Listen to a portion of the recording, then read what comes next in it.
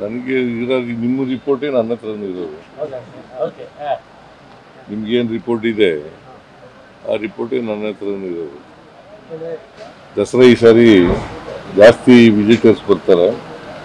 Number 1 lighting ಭಾಳ ಚೆನ್ನಾಗಾಗಿದೆ. Number 2 ಈ ಸಾರಿ ಏರ್ ಶೋ ಕೂಡ ಚೆನ್ನಾಗಾಗಿದೆ. ಇವತ್ತು ಇತ್ತಲ್ಲ, ಆಮೇಲೆ ಡ್ರೋನ್ ಶೋ ಅದು ಚೆನ್ನಾಗಿದೆ. ಸೊ ನೀವೆಲ್ಲ ಖುಷಿಯಾಗಿದ್ರೆ ನಾವು ಖುಷಿನೇ. ನಿಮ್ಮ ಅವಧಿಯಲ್ಲಿ ನಡೆದ ಬಹಳ ಅದ್ದೂರಿ ದಸರಾ ಅನ್ನಿಸ್ತಾ ಇದೆ, ಬಹಳ ಜೋರಾಗಿದೆ. ಫ್ರೀ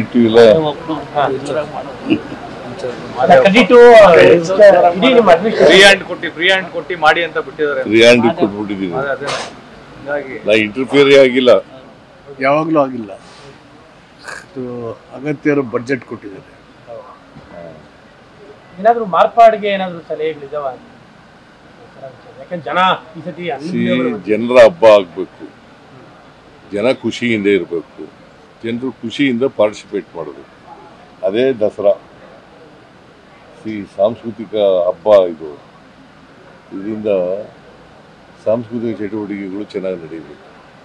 ದಸರಾ ಪ್ರಾಧಿಕಾರ ಆಗಬೇಕು ಅನ್ನೋ ಒಂದು ಕೂಗಿದೆ. ದಸರಾ ಪ್ರಾಧಿಕಾರ ಮಾಡಿ ವರ್ಷ ಪೂರ್ತಿ ಅದಕ್ಕೊಂದು ಒಳ್ಳೆ ಪ್ಲಾನ್ ಆಗಬೇಕು. ಈ ನಿಟ್ಟಿನಲ್ಲಿ ಆಗುತ್ತಾ? ಯಾವಾಗಲೂ ದಸರಾ ಪ್ರಾಧಿಕಾರ ನೋಡೋಣ, ಅದರಲ್ಲಿ ವಿಚಾರ ಮಾಡೋಣ. ದಸರಾ ಪ್ರಾಧಿಕಾರದ ಅಗತ್ಯ ಇಲ್ಲ ಅಂತ ನನಗನ್ಸುತ್ತೆ. ಪ್ರಾಧಿಕಾರದ ಈಗ ಎಕ್ಸಿಬಿಷನ್ ಪ್ರಾಧಿಕಾರ ಇದೆ, ಚಾಮುಂಡಿ ಪ್ರಾಧಿಕಾರ ಇದೆ.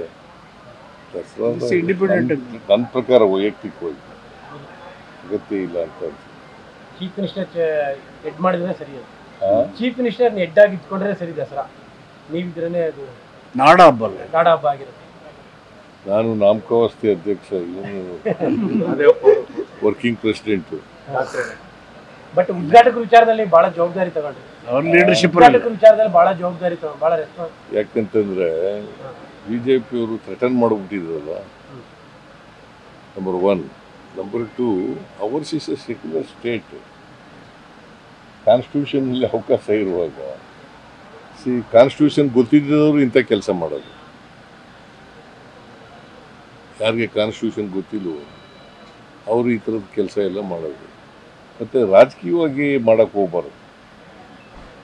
ಯಾವಾಗಲೂ ರಾಜಕೀಯದಿಂದ ನಮಗೆ ಅನುಕೂಲ ಆಗ್ತದೆ, ಇದು ಮಾಡೋದ್ರಿಂದ ಅನುಕೂಲ ಆಗ್ತದೆ ಅಂತ ಆ ಥರ ಯೋಚನೆ ಮಾಡೋದು. ಬಟ್ ಫಸ್ಟ್ ಟೈಮ್ ಆ ಥರ ಒಂದು ವಿಚಾರದಲ್ಲಿ ದೊಡ್ಡ ಮಟ್ಟದ ವಿವಾದ ಆಗ್ತದೆ. ರಿಸ್ಕ್ ಅನಿಸ್ಬಿಡುತ್ತೆ. ಅದು ರಿಸ್ಕ್ ಅಂತ ಏನೋ ಅನಿಸ್ಬಿಡುತ್ತದೆ. No, because constitution is very clear. That is why supreme ಕೋರ್ಟ್ವರೆಗೂ ಹೋದರೂ ಕೂಡ ಸುಪ್ರೀಂ ಕೋರ್ಟ್ನವರು ಸೀಮಾರೆ ಆಗ್ತದೆ ಅವರಿಗೆ. ಪ್ರತಿಕ್ರಿಯೆ ಹೇಗಿತ್ತು ಸರ್? ದಸರಾ ಉದ್ಘಾಟನೆ ಆದ ಮೇಲೆ ಬಂದಂತಹ ಪ್ರತಿಕ್ರಿಯೆಗಳು ಬೇರೆ ಬೇರೆ ಭಾಗಗಳಿಂದ ಯಾವ ರೀತಿ ಇತ್ತು ಪ್ರತಿಕ್ರಿಯೆ? ಜನರು ಖುಷಿಯಾಗಿರೋದೇ ಪ್ರತಿಕ್ರಿಯೆ. ಜನ ದಸರಾ ಇರಿಸಿ ವರ್ಷಕ್ಕೊಂದು ಸಾರಿ ನಡೆಯೋದು. ಮೈಸೂರಿನಲ್ಲಿ ಭಾಳ ಪ್ರಮುಖವಾದಂಥ ಹಬ್ಬ, ನಾಡ ಹಬ್ಬ ಇದು.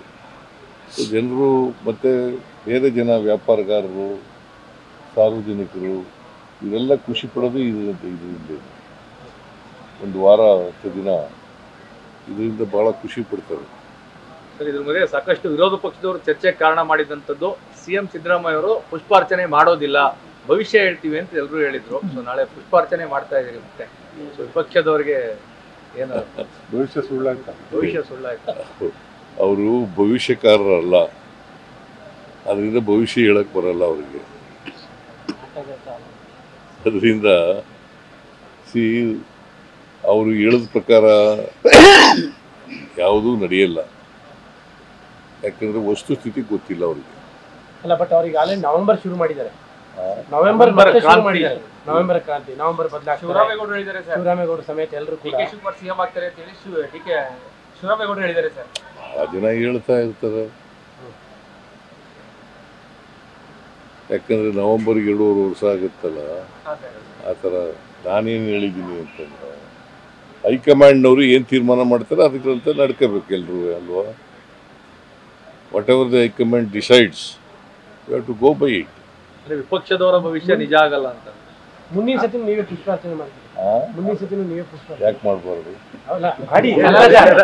ಮಾಡ್ತೀರಾ ಅಂತ ಕೇಳಿದ್ರು ಐ ಹೋಪ್ ಸೋ. ಅವ್ರಿರೋ ತನಕ ಅವ್ರೇ ಮಾಡ್ತಾರೆ. I hope so. 5 ವರ್ಷನೂ ನೀವೇ ಮಾಡ್ತೀರಿ. ಹೌದು. ಸರ್ ಈಗ ಸರ್ ಇಷ್ಟು ದಿನ ಮಾಡ್ಕೊ ಬಂದಿದ್ದೀನಲ್ಲ. ಹಾ ಸರ್. ಸಿ 2ನೇ ಸಾರಿ ಮುಖ್ಯಮಂತ್ರಿ ಆಗಲ್ಲ ಅಂತ ಅಂದಿದ್ರು. 2ನೇ ಸಾರಿ ಮುಖ್ಯಮಂತ್ರಿ ಆದ್ರೆ ಹಾಗೆ ಕೂತ್ಬಿಟ್ಟದೆ ನನ್ನ ಕಾರ್ನಲ್ಲಿ ಅಂತ ಹೇಳಿದ್ರು. ಚೀಫ್ ಮಿನಿಸ್ಟರ್ಗಿರಿ ಹೋಗ್ತದೆ ಅಂದ್ರು. ಬಜೆಟ್ ಮಂಡಿಸಲ್ಲ ಅಂತಂದ್ರು. ಬಜೆಟು ಮಂಡಿಸಿದೆ. ಅದಾದ್ಮೇಲೆ 2 ವರ್ಷ ಇದ್ದೆ.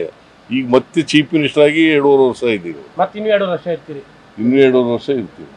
ಸರ್ ಈಗ ಸರ್ಕಾರಿ ನೌಕರರಿಗೆ ಒಂದು DA ಕೊಡುವಂತದ್ದು ಪೆಂಡಿಂಗ್ ಇದೆ ಅಂತ ಆಗಿಲ್ಲ ಅಂತ ಹೇಳ್ತಾರೆ. ದಸರಾ ಸಂದರ್ಭ ಯುಗಾದಿಗೊಂದ್ಸಲ ದಸರಾಗೊಂದ್ಸಲ ಆಗುತ್ತಂತೆ. ಸರ್ಕಾರಿ ನೌಕರರ DA ನಾನು ಮಾಡ್ತೀವಿ. ನಾವು ಪೆಂಡಿಂಗ್ ಇದೆ. ಕೇಂದ್ರ ಸರ್ಕಾರ ಮಾಡಿದ್ಮೇಲೆ ನಾವು ಮಾಡೇ ಮಾಡ್ತೀವಿ. ಇವತ್ತು ಲೈಟಿಂಗ್ ನೋಡ್ತೀರಾ?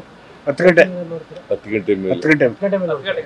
ಬಿಕಾಸ್ ಅದೆಲ್ಲ ಮುಗಿದೋಗ್ಲಿ, ಕ್ರೌಡ್ ಇರ್ತದೆ. 10 ಗಂಟೆ ಥ್ಯಾಂಕ್ ಯು ಡಾಕ್ಟರ್.